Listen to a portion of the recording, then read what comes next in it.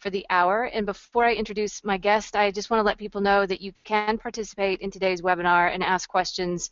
Casey Holman is producing today's webinar, and if you have any technical difficulties, you can email her at klh57@duke.edu. That's klh57@duke.edu, or you can send your question directly to her through the webinar chat tool.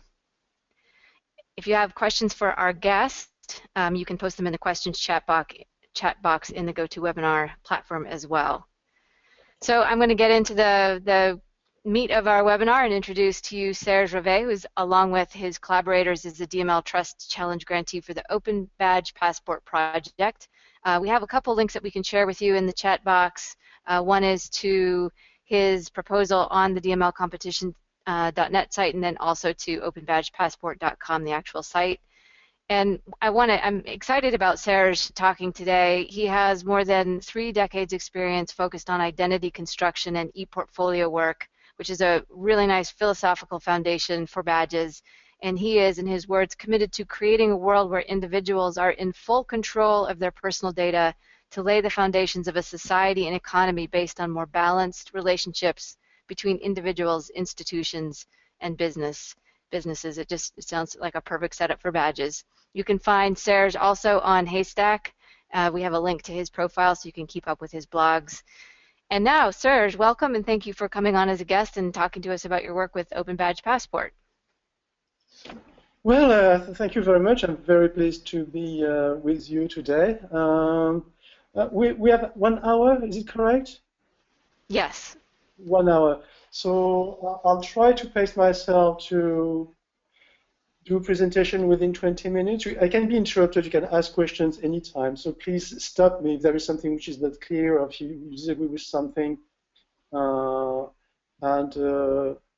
think there should be enough time for questions. I'll go over a few slides very quickly because they are just markers for the.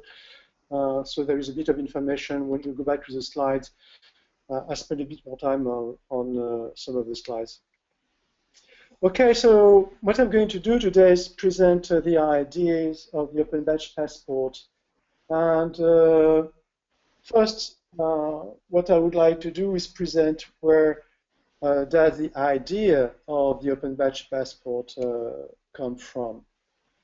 So if you see on the slide, there is a timeline. I started my work in connected to that really in 1994 when I created a company called Dimension Competence with the idea to develop competency-based education in France. Basically, I tried to import the National Vocational Qualification System from the UK in France, and wasn't very successful. And so I've been involved in e-portfolio because I did my portfolio, and then a few years later, I discovered that there were people working on electronic portfolio, and we organized the very first e-portfolio conference in 2003 in La Rochelle, international conference. And since then, I've been involved in many different projects related to e-portfolio and quickly to identity. And in 2007, started to work about trust through a large research project. Well, this slide is just for reference, but just to give the ideas, the big ideas, and the connection between what I've been working with and today's work. So I've been working on e-portfolio, identity, and trust. And then when I saw the Open Badge arrive, suddenly I said, oh, that's just what I've been dreaming of. Because e-portfolio became a bit stale. There was no real innovation. Basically, the platforms we have today for e-portfolio are the same we had 10 or 15 years ago. Almost, there is almost no change. But I thought, oh, with Open Badges, maybe there is something we can reinvent the e-portfolio. And so the idea came of very quickly when I learned about e-portfolio was about Open Badges. Sorry, was to connect it with my work on trust. And when I saw the Open Badge and the disconnection there was between the backpack and the issuing platforms and the display things you have in different platforms, I said, why don't we put everything together in something I call the Open Trust Box? So I really felt that there was something tangible with open badges to address the issue of trust and to review the idea we had about e-portfolio through the idea of an open passport and through open personal data. And all that is within a very larger framework, because when we speak about open things like open learning, it must be within a broader context. And the broad context I'm interested in is how do we build an open society? Open society, of course, requires open learning, open employment, open government, open business, and they rely on open services, open social, open discovery. The VRM is for vendor relationship management. Open services require open data, and open data is only possible if we have an open trust. And so I really saw within the open badge, especially it's such a simple object, a picture with a few metadata. It's so simple that with that you can really do bricolage. It's like a Lego block. You can play, you can imagine things, and that's what I found exciting about open badges. It's so simple that it can deal with complexity. Well, some other so-called learning technology is very complicated and is unable to deal with complexity. So I felt very encouraged very quickly when I learned about open badges that I could put together all the things I've been working on for several years. And I've been had a very interesting discussion with NetAuto, and we did a presentation at the OpenEd conference in November 2014. And a good conversation also with my friend Eric Roussel from Discandom. We had the idea of the open badge passport. And so I decided, hey, I'm going to write a submission for the DML competition. And Eric said, yes, I'll sign off. And but Net was submitting a competitive bid, so it was not part of the bid, but I'm sure he would have loved to be with us, and I would have loved to have Net with us as well. So what is the Open Badge Passport? So what you will read if you go in the DML Trust, this is a definition. The Open Badge Passport enables the seamless sending, receipt, organization, display, and search of digital badges. By establishing and nurturing networks of trust, it encourages the emergence of a new generation of services supporting learning, employment, including self-employment, social inclusion, and citizenship. So that's the broad vision. I know it's a bit ambitious, maybe it sounds a bit pompous, but French can be a bit pompous sometimes. So the idea is really very simple words: networks of trust, services, Open Badge Passport. So the Open Badge Passport has the radical approach to say open badges as trust statements. Okay, this is our vision. Open badges are trust statements. That can be refined as a definition, but that's the thing. It is a trust statement. And I think it would be very important to consider them as trust statements because it solves a number of issues we have with badges where people think, oh, it should be about motivation, we use badge for motivation. I think once we think about badges as trust statements, it really changes the kind of questions we can ask and the kind of the things we want from badges. Trust statements are a means to build networks of trust. So there is a lot of discussion about the currency of a badge, and the currency of a badge is the oldest currency in the world, which is trust. And how do you increase the value of badges? Because it's fine you receive badges, and then what can you do with them? As I say, today, all what is offered is spray and pray. The issuer spray badges and pray that people will collect them.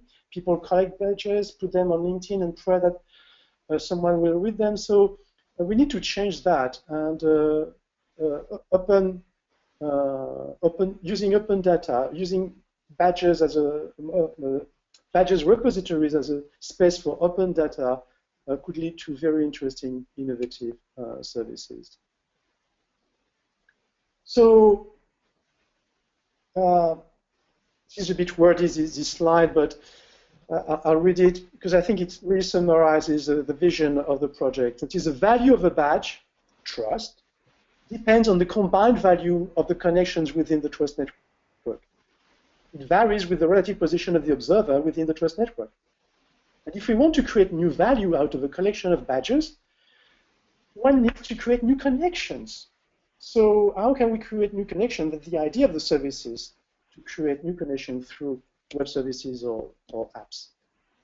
So I immediately give an example of an app that could be developed on with badges. So imagine the context. And this is the thing that strikes me that nobody, absolutely nobody, until maybe a few weeks, has considered. That is, the people who share the same badge are a community. So what kind of service could a community require? But the basic community service a community could require is communication. So why don't we use open badges as Twitter-like hashtags for conversations within the community? But the beauty of that is only having those badges can contribute and view. So we can create what I call intimacy. And there is always this distinction for me between privacy and intimacy. And I think open badges is a great way to create different levels of intimacy. And of course, by combining different badges, we are able to create different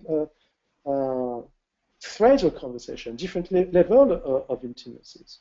And so what we can create is a system where if you send, it's like you use the badge as a kind of a loudspeaker. You speak to your badge, and then the message, like a tin can, and it will go to other people holding a tin can at the end of the line.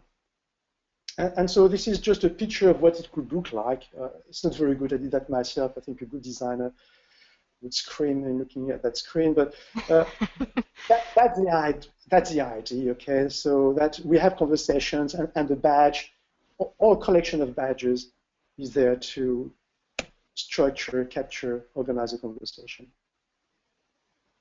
So where are we coming from?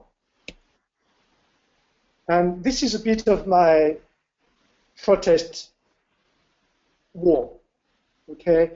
Badges should empower people, not organization. The backpack is yet another silo, okay? No to the invasion of the informal space by formal learning institutions. I think it's a real nightmare today when you see all these institutions of formal education that take over badges, and basically they invade our space. They want to normalize that space. They want to know what we do. They want to value what we do in the informal space. But so instead of changing what they do in the formal space, they want to take over the informal space. And I think there is something really vicious which is happening there. That's where I wrote, and maybe there will be a conversation later, that is the hell of the learning path is paved with good badges. And also the open badge infrastructure encourages the asymmetry. And we tend to forget that there are a number of intelligent students, people who say they don't want rewards. They don't want digital gold stars. So, and we don't take really that into account. We say, yes, it's true, but we're doing something different. So what do we have today? We have the open badges are issuer-centered and organization-centric. It's a lie. It's misleading to say they are centered on the earner. Not at all. The earner is just a subservient collector of badges designed by others. But sometimes there are a few exceptions where they are involved in the design, but overall, it is organizational-centric. Individuals have been denied the right to issue open badges. That's from the very beginning of the design infrastructure. There were, on the one hand, the designers, the issuer of badges, and the other, the learners. And open badges tend to empower those already in power. The thing which is absolutely unjust is, why do learners have to have a backpack and not the issuers? Why do they have to prove their credentials by collecting credentials while the issuers don't have to prove their credentials? So this really needs to change. And the next slide is a quote from Timothy Freeman Cook, where after attending a recent learning pathway summit, 2 students gave some powerful feedback. We don't need a silly badge to tell us we learned something. We want to learn because we're interested, not because of some fake reward. And I know that a lot of people say, well, we do badges, but it's not really rewards. But if you scratch a bit the varnish, that's not far from a reward. So that's why I created this slide where no badge, please, don't spoil my pleasure. And yeah, because there was another learner, that was Kate Coleman, who reported the story of someone who said, I love to do things, so don't spoil my pleasure with badges. So what I want to look at is open badges as trust builders. So if you look at a badge, there is a picture, but the picture hides something which is important, which is that it is a trust relationship. It's a trust relationship between the issuer and the owner. And of course, what you can do if you have trust relationship, you're able to create chains of trust. And once you have chains of trust, you're able to create networks of trust.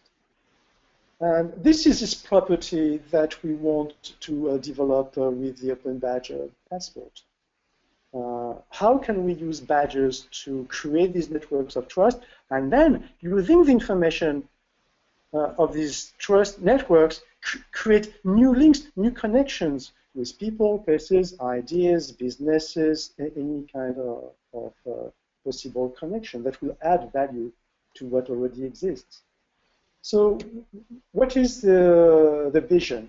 Well, we're looking at a power shift. We want to empower the people. And not a fake empowerment where, okay, you have these beautiful badges you can show on your backpack and you are empowered. No, no. The people, those who are empowered today with open badges are the issuers. That's the organization. That's not the people. If we really want to empower the people, we need to give them the right to trust. As I mentioned earlier, that has been denied until now by the open badge infrastructure.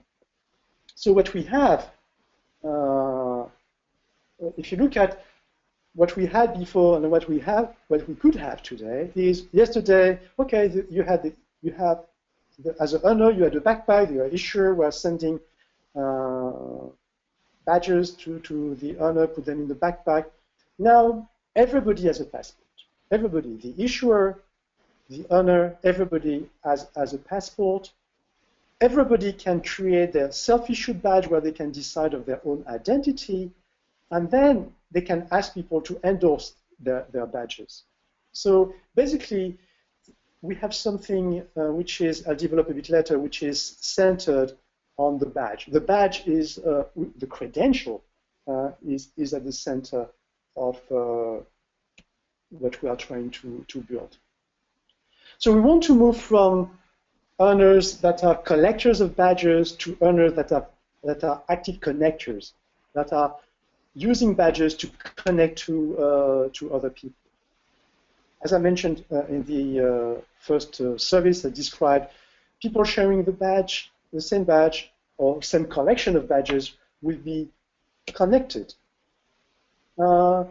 Everyone will have the right to trust. And everyone will have the right to self-issue badges. If we want to be in control of our identities, why should that be others who decide what we can display? I think it is perfectly legitimate to say, I want to become a carpenter, and then maybe 5 years later get endorsement by a master carpenter. And my carpenter badge will be very different probably from another carpenter badge. And that's my right. Why everything should be standardized? While we have the power through metadata to accept great diversity without forcing standardization onto people.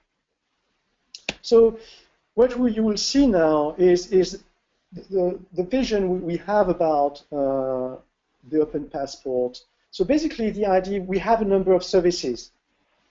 Service that able to discover people, social networking, career management, learning management, find peers. So really to think what kind of services can we build out of the information contained in badges. And so and all that is possible because we'll have a trust infrastructure where people will be able to say, I trust you, you trust me, I trust you for this. And maybe that's my latest post, maybe we'll have also to have some distrust badges because we'll have to put some warning or to help people to reflect about their practice and maybe correct their practice if they are not okay. But that's a point that would be interesting to discuss. So the next slide, just take them just as an illustration of how it could look like. Okay, this is my design. As you can see, I shouldn't change my day job for graphic designer, but this is the kind of things you could have. You could have a dashboard where you could see how badges have been collected, a number of badge issued, my connections, the total evidence connected with badges, what are the top searchers. This is not just one possible option. We'll be able to organize my badges between badges that are for which I'm just pledging, I've pledged to do this, for example, and then you would have the option to create your resume with badges. That could be very interesting to use. The badges have metadata, and so why not use this metadata in order to create narratives from badges? Okay, evidence. So they're just there for reference. But one thing that could be very, very powerful with open badges is the idea of moving from search to discovery. That is basically what we would be able to do with the passports is to say, oh, I'm looking for someone who is a Java programmer who lives in Australia and speaks Japanese. Okay, this is a query. You put that query, and then you can harvest the metadata from all the open passport, and it tells, oh, you have 10 people matching that profile.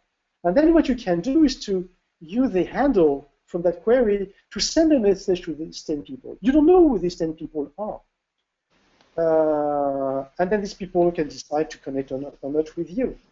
The beauty of this kind of system, it really creates the possibility to have massive, anonymous, meaningful communication. And this is just one other example of what we could achieve with the open passport. So one idea with the passport is find me. I'm there. You might need me for helping you. You might need me for some even political activity. We could imagine that you could even use badges as a way to protest, as a way to vote, as a way, because they are verifiable credentials. There are so many things we can imagine from them beyond the realm of education. So this is a dream. This was a dream, and now it's becoming true. There is a very first version of the open passport that has been developed. It has been developed on a content management system on Drupal because it was quick to do something with Drupal as a proof of concept. Now it is entirely, it will be totally rewritten with a new functional language. And so in 10 or 11, 2015, we should have a migration to the beta version. And from 10, 11, 15, be able to do additional developments and pilot programs. So to give you an overview of what we have, There is openbadgepassport.com, which is the service provided by Discandom. It's a free service to host open badges. In a few weeks, openbadgepassport.org will be out, and it will be the developer community site with GitHub and all the goodies people need in order to develop code together. That will be managed by Discandom, animated by Alipios. I hope that it will come into the Badge Alliance. That's why I put it in parentheses, but I think that's where we would like it to go. And as output, there will be the Open Badge Passport, the source code with a very liberal open source license, probably Apache or MIT. There will be a number of apps, and I think that will be more the focus of Adepios, my tiny organization. While Discandom is more on the education side, so they're much more on the passport, on the infrastructure. I will be more working on the service and exploitation of the open data, and of course, I hope future projects. So that was my presentation, and so one idea I had when I discussed this presentation was to have a discussion maybe about what kind of services people could imagine around the Open Badge Passport with Cheryl. So here it is. Thank you, Serge. For your attention. Thank you. I'm just making sure that yes, I am. I thought maybe I was still muted. Thank you, Serge. I don't want to be a complete nerd, although I feel like I am, and I think there are other people who have been working in this space for quite a few years. I know some of them even before 2011, when the Badges for Lifelong Learning initiative was started. And I think it's taken me this long to really understand exactly the importance of what your work represents. Because, and I'm going to share this in the chat, this is a link to the Gartner Hype Cycle.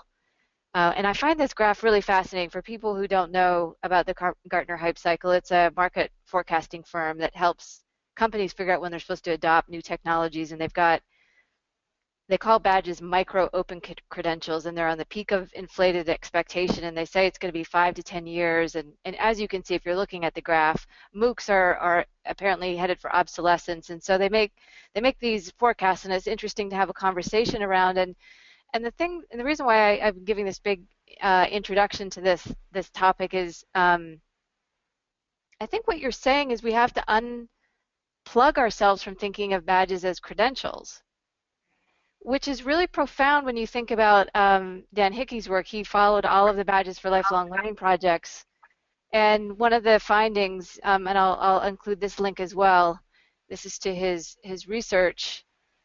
I think the name of this article is Where Badges Work Better. And one of the things is that the most obvious practices for increasing the value of open digital badges, which is awarding formal credit and goes, Sarah's, sort of against the grain of many of the things that you're saying, is turned out to be the most difficult practice to enact and formalize, to try to make badges gain legitimacy or value.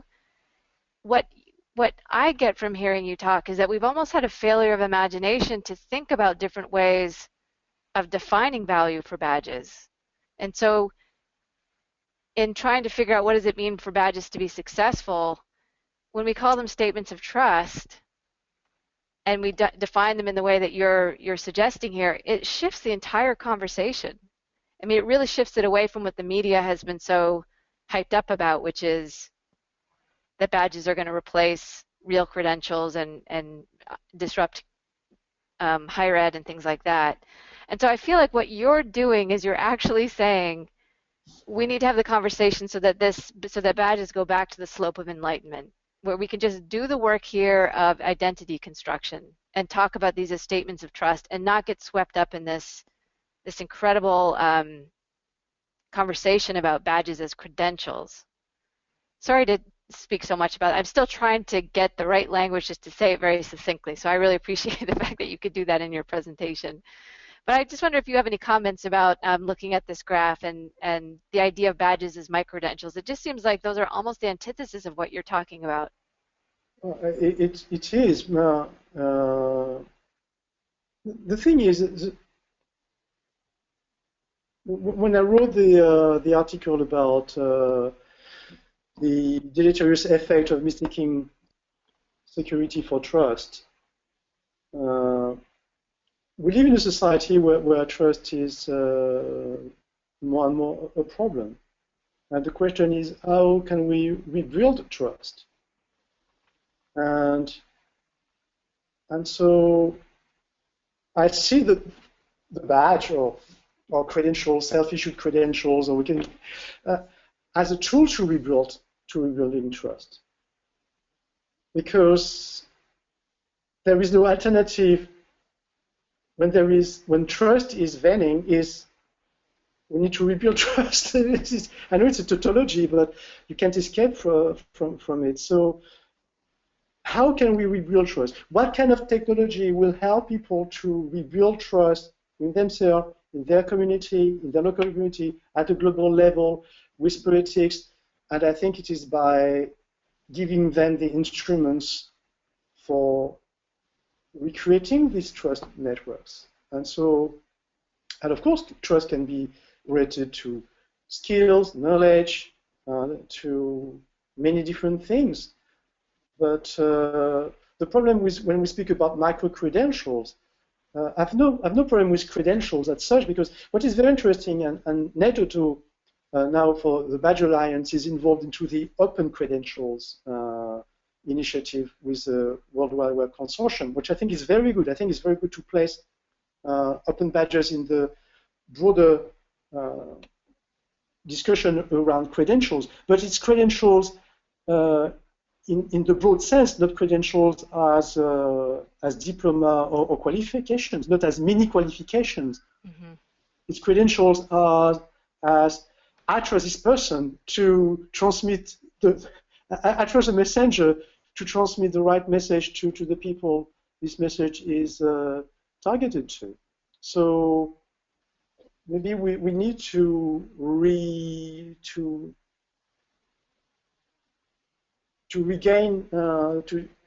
the original value of credentials and not keep it with the idea of associated with diploma and certificates. So when you're talking earlier about how it should be easy for everyone to issue and endorse badges, just to push back against this, not necessarily that I feel this way, but I know this is probably something that people are thinking about. If that's easy to do, won't badges then be valued similar to the way LinkedIn endorsements are valued, which is not much? The difference between LinkedIn and what we want to do with the Open Badge Passport, the endorsement in LinkedIn is just a gimmick, as it is now.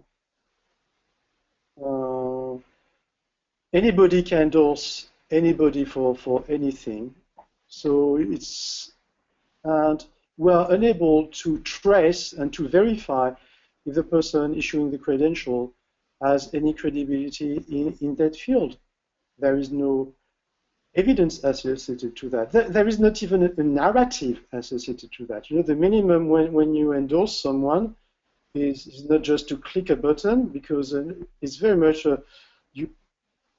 when you receive an endorsement on LinkedIn from someone, you say, oh, maybe I should be nice to that person and go back and endorse something from her. And this is not the kind of things we want to see happening. So we need to provide some kind of assessment of the value of a credential based on what are the credentials a person has. Because this is my problem with the asymmetry of the Open Badge infrastructure today. In order to prove my credentials as a person, I need to have a backpack and collect badges. But the badge issuer today, the institutions, don't have to provide credentials because they have their credentials as institutions. Now, if the issuers have to have credentials, so we are in a much more symmetrical world. And then we are in the position to verify whether the person providing a badge or an endorsement, in fact, a badge and endorsement is the same thing, is qualified to do that. So this is not something that LinkedIn will do quickly, and this is something we can do tomorrow with Open Badge Passport. We can compute things, and also what is interesting, what I think is that we shouldn't think about the value of a badge. I think this is a methodological error to say, oh, how much is this badge? And there was this idea that maybe we could use Bitcoin as a way to set the value of a badge. The badge is not a coin. You can't isolate the badge. The badge is that one badge is an entry point into a network. It's a bit like my vision of my vision. Shared by many other people at the time, but my understanding of the web, when the web appeared, was a page was an entry into the World Wide Web. It was not a page. And of course, if it was just a page with no links, it had very, very little interest. So what a page that had value for me at the beginning of the web was a page with plenty of connections, a page that would be a hub, linking me to other places, other people, other ideas. And I think it's the same with the passport. If there is a badge or two badges, and it just connect me to one person or two, but it has no value, and I'm not really interested. Of course, it's a badge which is a diploma from Stanford or something. Yes, okay, so it's just a way to encapsulate in a verifiable credential what would be a paper credential. Okay, it can be useful because you can be sure that the person who has a badge from Stanford is not faking a diploma. That's the only thing you can do with that. Now, if there is a passport where I can see how this person, what is the network of this person, if you can also have the history of the connection. So there is an initiative that I find very interesting is samercy.com. I'll type it in the chat. Samercy, oops, I forgot the letter. Samercy.com, where they are delivering badges on the fly within the community. I'm doing this, and then you give me a badge for having done that. I don't know if it should call badges. I have the idea of maybe we should have some badges that would be just pixel badge. We don't forget about the picture. Just think about that there is a trust, a relationship between people there. I think they call them stamps in that. I think all that stamps. You're right. Yes. Yeah. So I think this is something interesting, very interesting way to explore things, to look at the history, the dynamics of things. How did that person got that badge? What is interesting in a portfolio, for example? It's not the snapshot you have. What I've always missed in portfolio technology that nobody has ever developed ever is to have a timeline. To be able to see how this person has evolved over time, the things she has produced over time, the connection that have been built over time. Because having a dynamic view of things is much more interesting than a static view. It tells you much more about how the person is than just to have a snapshot at one point where you have validated some competency.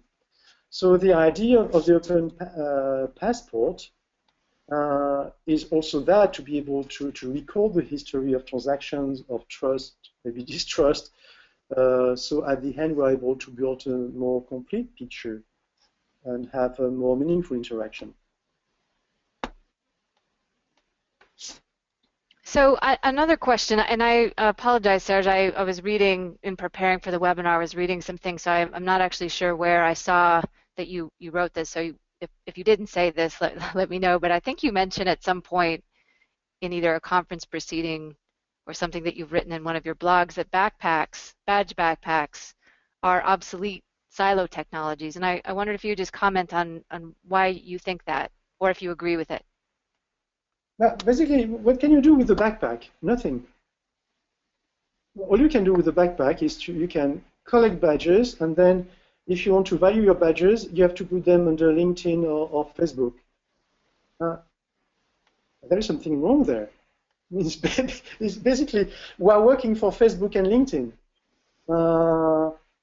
And okay, and then we can also create some kind of a plugin in WordPress to display our badges in WordPress, which I do. But then we are still in the spray and pray. Okay, we put badges somewhere, but we don't exploit the metadata. So I think the minimum we should reflect on is what kind of services can we provide based on the information contained in the badges. And I think there are many services that can be provided. The Twitter-like application is one of them, and it's not rocket science to build. I would love. I don't know if we have the resources within the DML project to do that. I hope we'll have at least a proof of concept of it, but I would love if some people were willing to work on it with me. Employment. No, and another thing which strikes me, each time we think about employment, and this is, I don't know how it is in the US, but in Europe, each time there is a conference and we speak about employment, how can we use technology or e-portfolio for employment, it's always, how can we show that to an employer?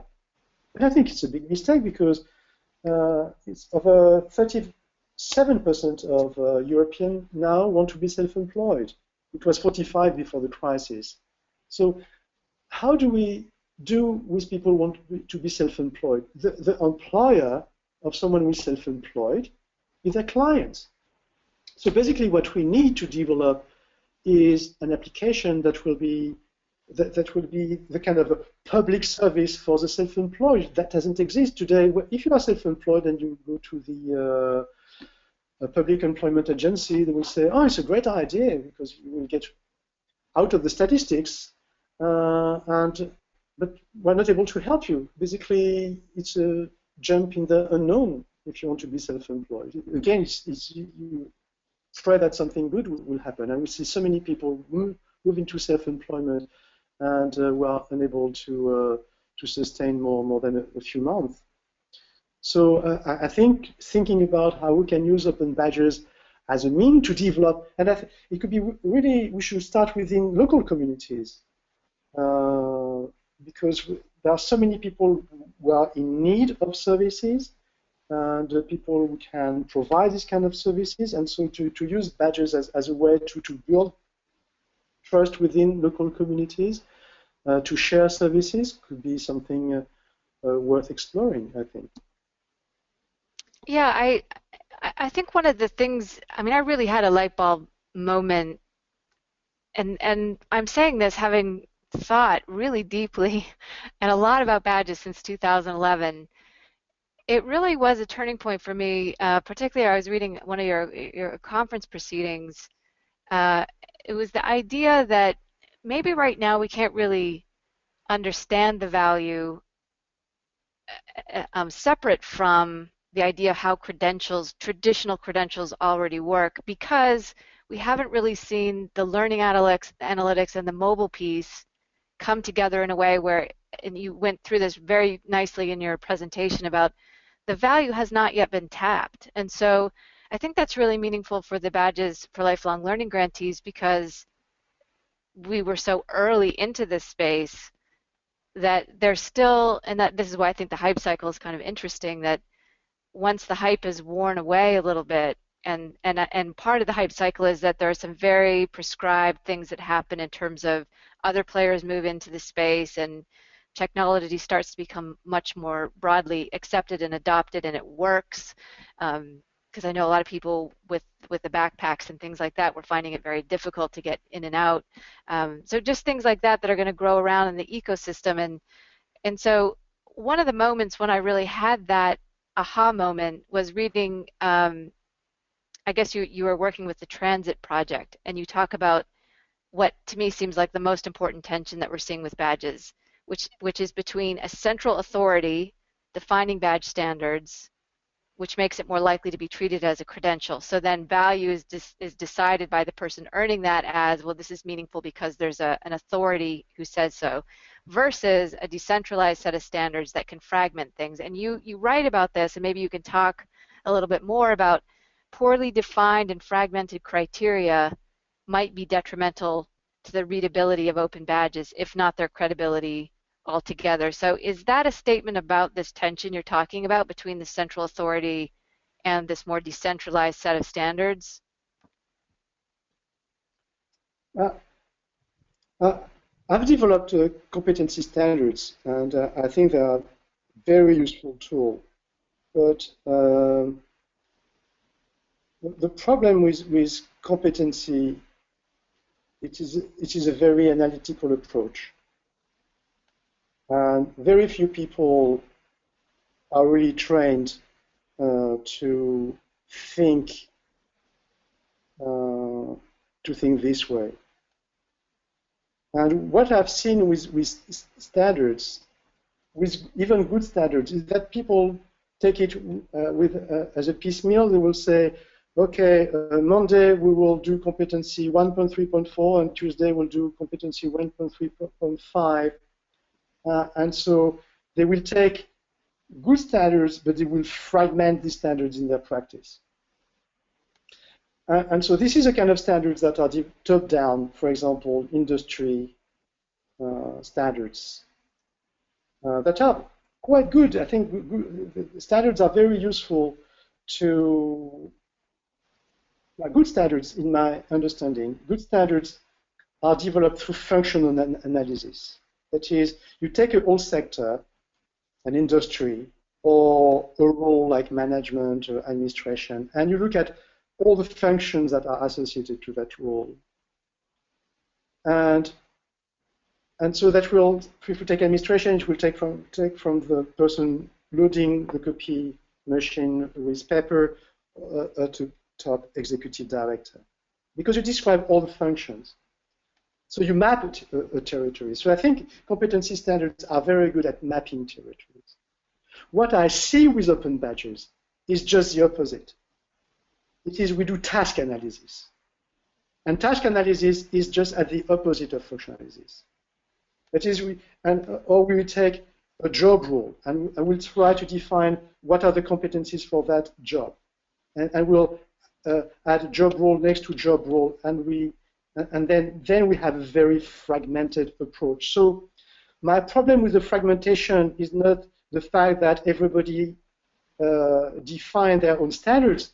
It is the fact that they are twice fragmented. They are fragmented because they define their own standards, and they are fragmented even more because they perform task analysis and not functional analysis.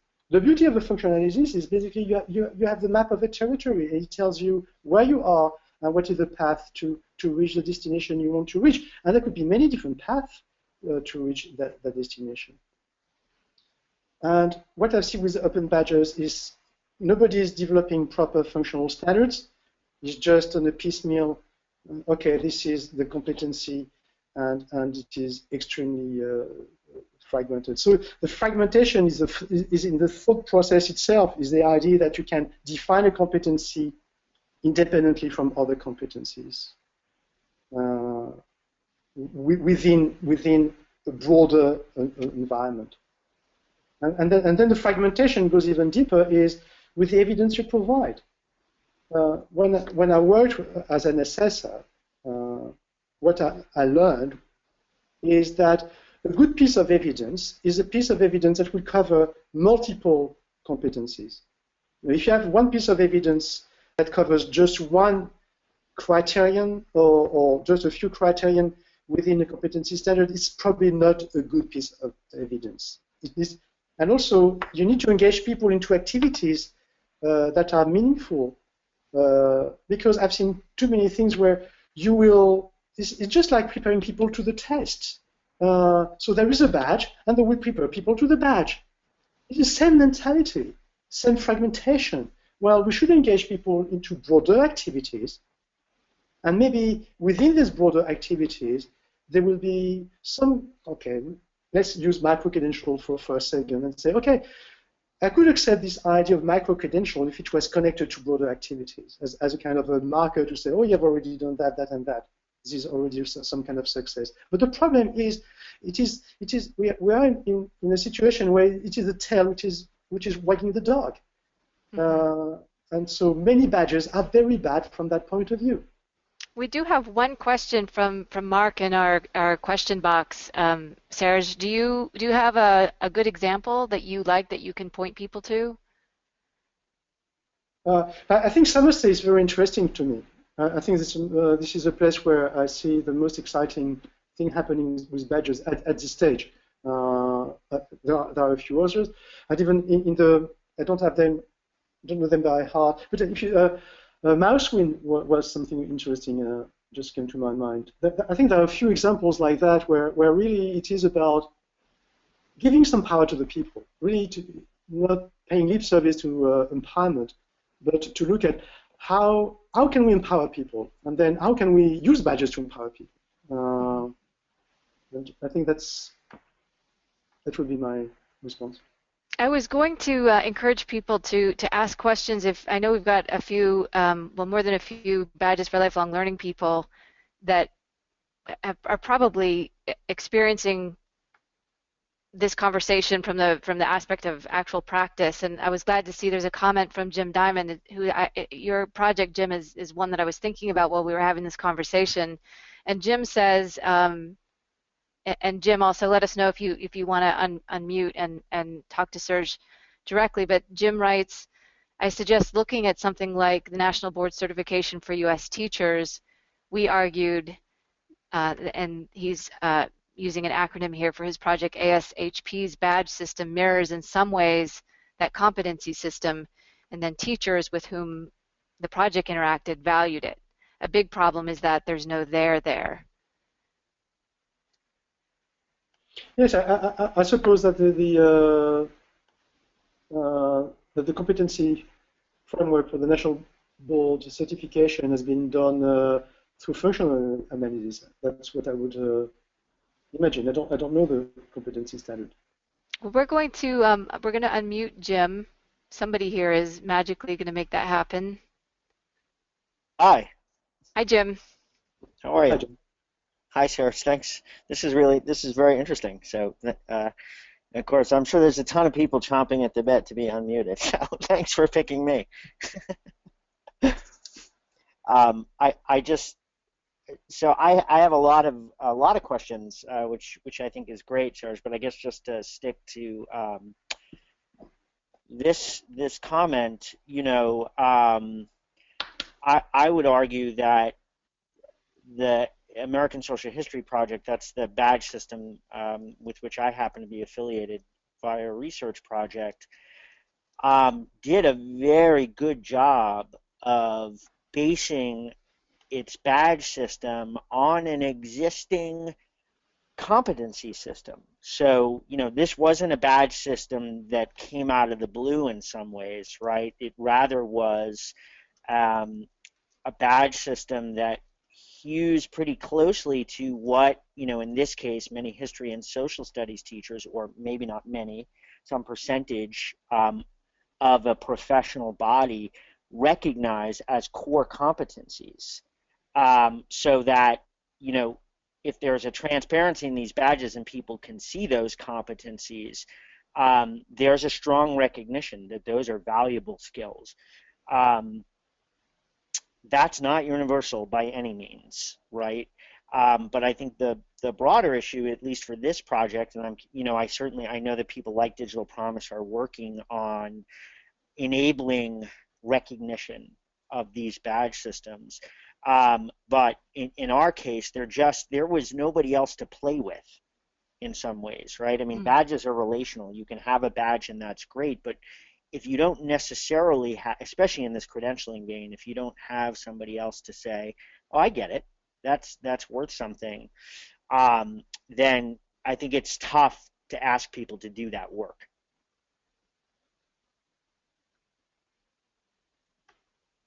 Serge, do you want to comment?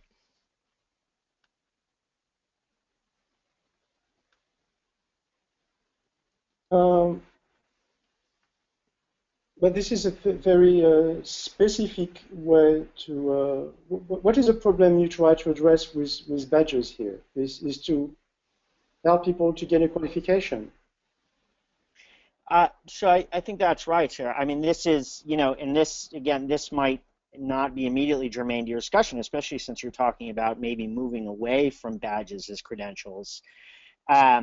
The problem here, right, was to take, in a teacher professional development space, to take what's traditionally been done face-to-face and to move that online, and then to have it possibly offer a solution to what's thought of as a very, very big problem in the world of teacher professional development, which is generally that in-service professional development is awful, that it's not done well, that it's not connected to teacher practice.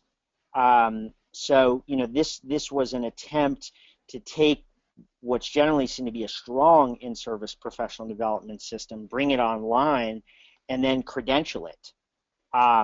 The challenge is nobody else necessarily knows what those credentials are or what they're for. I have a question for you, Jim, in response. Maybe Sarah, you can comment as well, and then I just want to point out too, we have 4 minutes left.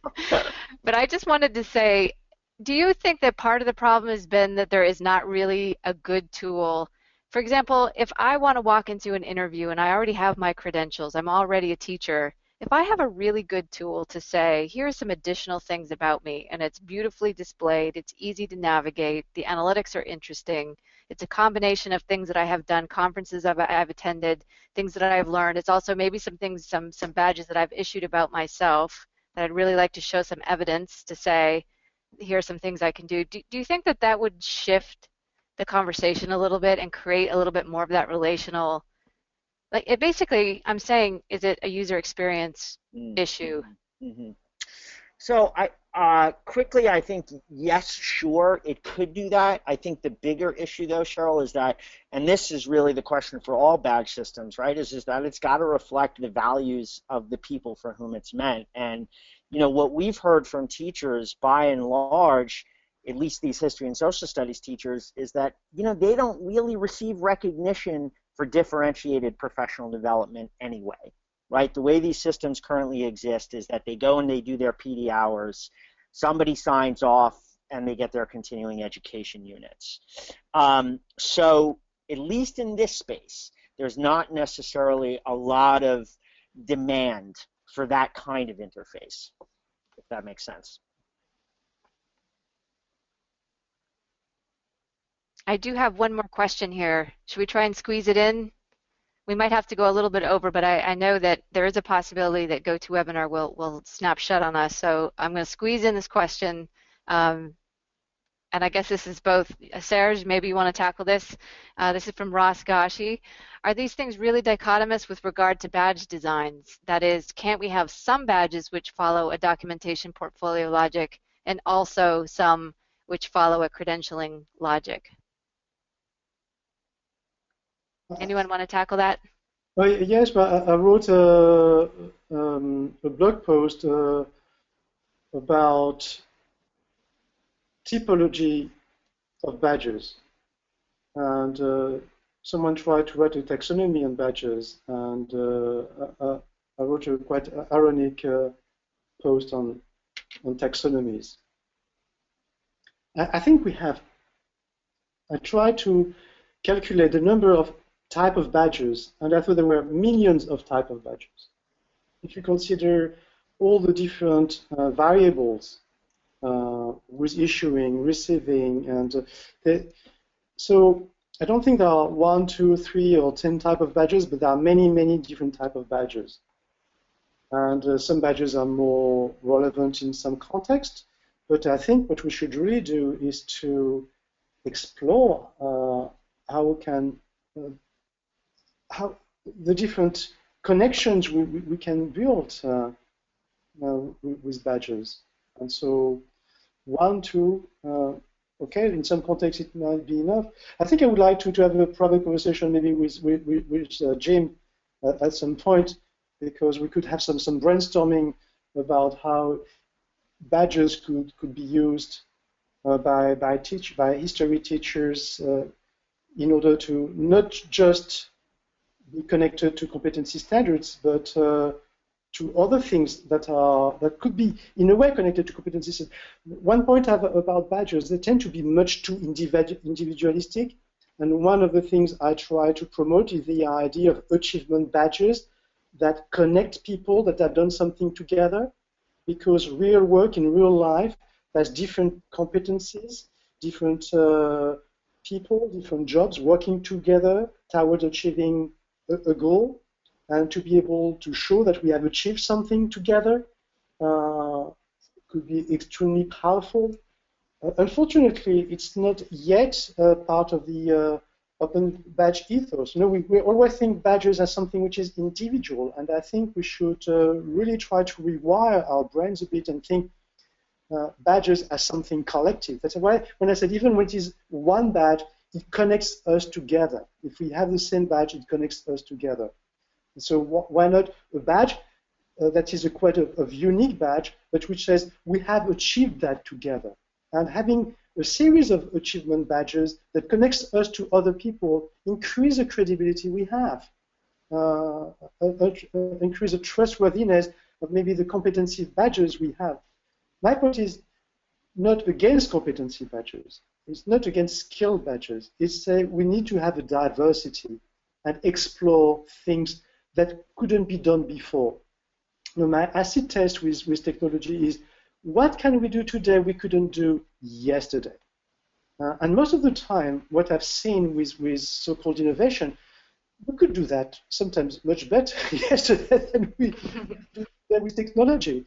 There is kind of an entropy effect. We add disorder to something that was quite readable. So I think there are many places where we use badges just to do what we did yesterday, and we replace paper certificate with online certificate. Yes, so what? Honestly, what can you do with a certificate which is electronic that you couldn't do with a certificate that was on paper? I think that is a great, I think that's the best point, is why would we use this new emerging technology to do what we did yesterday? Yeah, except to look fashionable. I'm writing a blog post I've not finished yet because I would like to do justice to do the work done on the digital by the design by Daniki and NetAuto, because I've done a great work there. But I think sometimes the gold stars are being replaced with badges made of lead. I don't think it's a great advantage to replace gold with lead. I'm just going to interrupt for 1 second here. I know some people are getting ready to jump off, and some have already, and we can have a little bit more of a conversation. But before people go, I do want to remind, and this is also open to DML badges people as well, that next Tuesday, September 2nd, I think that's September 1st, at 1 p.m., and I'll be sending out an email with this if I haven't already. Greg Niemeyer and Davida Herzl are going to be talking about the transformation of Black Cloud, which was a former DML competition project, into Aclima, and this is a environmental sensor network developed by, I'm going to call him a reluctant entrepreneur. He's a professor, artist who is at UC Berkeley, and Aclima sought him out, and they are now in this really interesting partnership with Google and EPA, wrapping the world in environmental data as they describe it. And we're going to be talking to Greg and Davida about how that partnership worked. I think it was not entirely smooth. From what I understand, that is very common for entrepreneurial startups. And so we're going to be talking to them about one of our former DML competition grantees. Fascinating project, really interesting people. It's going to be a good conversation, and that's next Tuesday. And also to let you know that we're going to have a full recording of this webinar available on Haystack Winners Hub. So you'll see this archived webinar as well as other ones from our summer collaboration on trust with the Connected Learning Alliance, as well as blog post updates from each of our 10 DML Trust Challenge projects. So thank you to everybody. And Jim and Serge, if you want to just have a little bit of a conversation, I think we've got about 5 more minutes before our team has to go. And if we want to continue having this conversation online, reach out to me and I'll set up something on Haystack and we can have a forum around this. Yes, yes, with pleasure. Maybe not now because it would take a bit of time to have space to imagine things. Well, let's do that. We'll set up something and we'll have another conversation about this. Maybe experience from people who have been deeply steeped in the practice, and a conversation with Serge and his new Open Badge passport. Thanks, everybody. Thank you very much. It was a pleasure.